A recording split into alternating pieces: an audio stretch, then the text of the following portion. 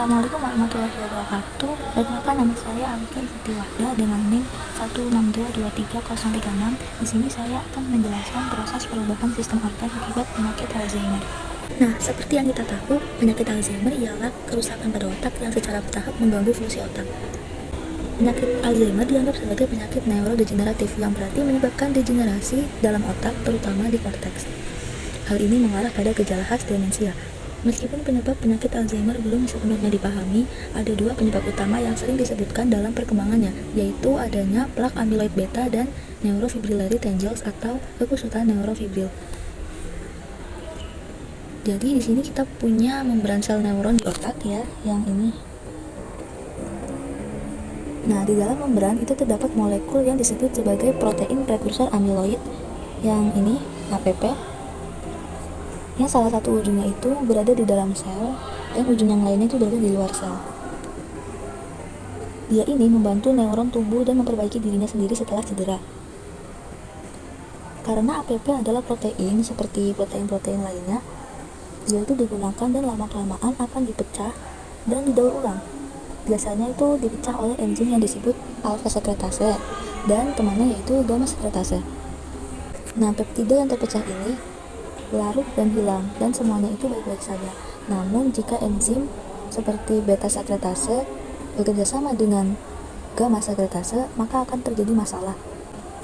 Fragmen sisa ini, jadi mereka akan menggunting beta sekretase di sini, gamma sekretase di sini, dan terjadi fragmen yaitu monomer amyloid beta. Nah, monomer ini itu cenderung lengket secara kimiawi dan berikatan tepat di luar neuron dan membentuk apa yang kita sebut sebagai plak beta amyloid.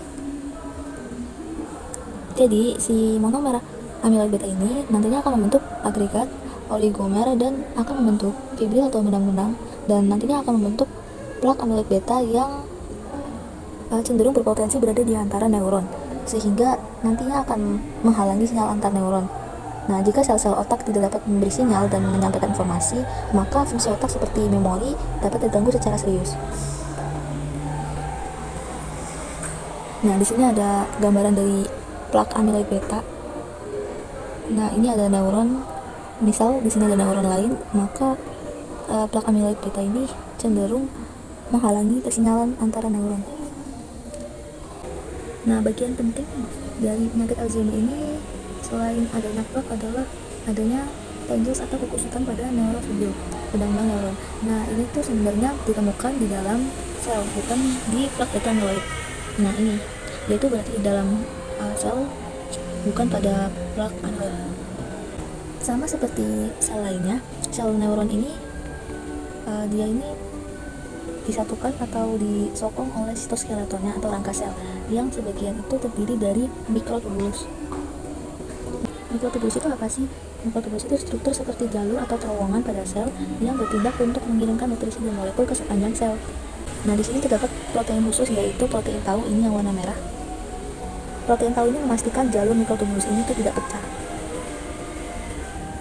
Diperkirakan bahwa penemukan plak beta amyloid di luar neuron itu memulai jalur di dalam neuron mengarah pada aktivasi kinase, yaitu suatu enzim yang kita tahu dia itu fungsinya mentransfer gugus fosfat ke protein tau, sehingga protein tau nantinya akan mengalami fosforilasi dan dia akan berubah bentuk menjadi NFT.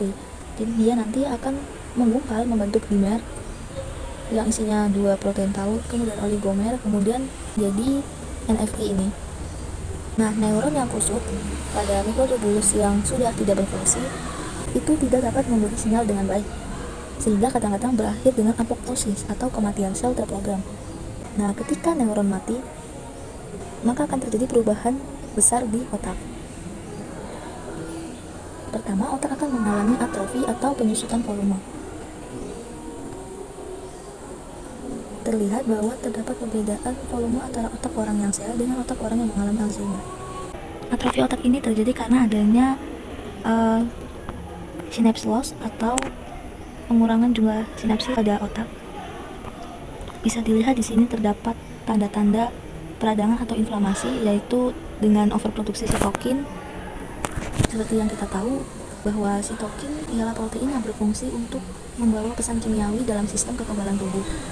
Dan astrogliosis ini merupakan perubahan astrosit, sel astrosit yang berbentuk seperti bintang, yang merupakan pertanda adanya cedera pada sistem saraf pusat. Kemudian ditandai juga dengan aktivasi mikroglial. Mikroglial adalah salah satu sel glial atau sel pendukung dari neuron. Mikroglial itu berfungsi untuk pemeliharaan jaringan saraf dan perbaikan cedera. Dia itu bisa berfungsi sebagai makrofag otak. Jadi dia akan mencerna sel-sel yang rusak atau yang mati dan juga menghancurkan patogen-patogen. Jadi mereka ini penanda adanya peradangan pada otak. Nah, ketika otak mengalami atrofi, maka bagian tonjolan otak yang disebut gyrus itu akan mengalami penyempitan. Bisa dilihat di sini dia lebar, sementara pada otak orang Alzheimer di sini dia menyempit. Sementara sulcus, lapisan yang memisahkan gyrus, itu dia akan mengalami pelebaran. Nah, dengan atrofi ini maka ventrikel atau rongga-rongga yang berisi cairan di otak juga akan melebar, sehingga hipokampus akan mengalami pengurutan yang sangat parah. Seperti yang kita tahu, Alzheimer ini kan itu karena adanya pembentukan protein precursor amyloid atau APP yang pada akhirnya menimbulkan plak amyloid beta di otak. Nah, kemunculan plak ini tuh bermula di mana sih? Kemunculan plak ini tuh bermula di bagian otak yang berfungsi untuk menyimpan ingatan, yaitu di hipokampus. Penumpukan plak di sini akan mengganggu pembentukan memori, sehingga akan menimbulkan luka ringan. Seperti lupa menaruh kunci atau dompet sendiri, lupa sudah makan atau belum, dan sebagainya. Nah, selanjutnya plak itu akan menyebar ke seluruh bagian otak. Dia akan menyebar ke bagian otak yang berfungsi untuk melakukan komunikasi, untuk mengolah bahasa, sehingga penderitanya sulit menemukan kata yang tepat saat berkomunikasi. Kemudian dia akan menyerang bagian otak depan yang berfungsi untuk mengolah pemikiran-pemikiran logis, sehingga penderita mulai kehilangan kemampuan untuk memecahkan masalah dan memahami suatu konsep. Lalu plak akan menyerang bagian otak tempat emosi diatur, yaitu di amigdala, namun nampaknya di sini tidak terlihat. Akibatnya penderita akan kesulitan mengendalikan emosinya. Nah, selanjutnya plak akan menyerang bagian otak yang mengatur fungsi indera-indera di sini, sehingga memicu halusinasi bagi penderitanya. Nah, selanjutnya plak amyloid akan menyerang otak bagian belakang, di mana ingatan-ingatan yang berharga itu disimpan. Nah, jika sudah sampai tahap ini, penderita bisa lupa dengan memori berharganya, seperti nama sendiri, keluarga, hingga alamat rumah. Setelah itu, Alzheimer itu akan menyerang otak kecil yang berfungsi untuk mengatur keseimbangan dan koordinasi tubuh. Sampai akhirnya, penyakit ini akan menyerang bagian otak yang mengatur pernapasan dan jantung. Nah, pada tahap akhir, penderita itu hanya bisa terbaring di tempat tidur, dan sebenarnya penyebab paling umum dari kematian adalah adanya infeksi seperti infeksi pneumonia atau infeksi saluran pernapasan. Nah, teman-teman, di sini juga kami cantumkan perubahan pada sistem organ lain selain otak akibat penyakit Alzheimer.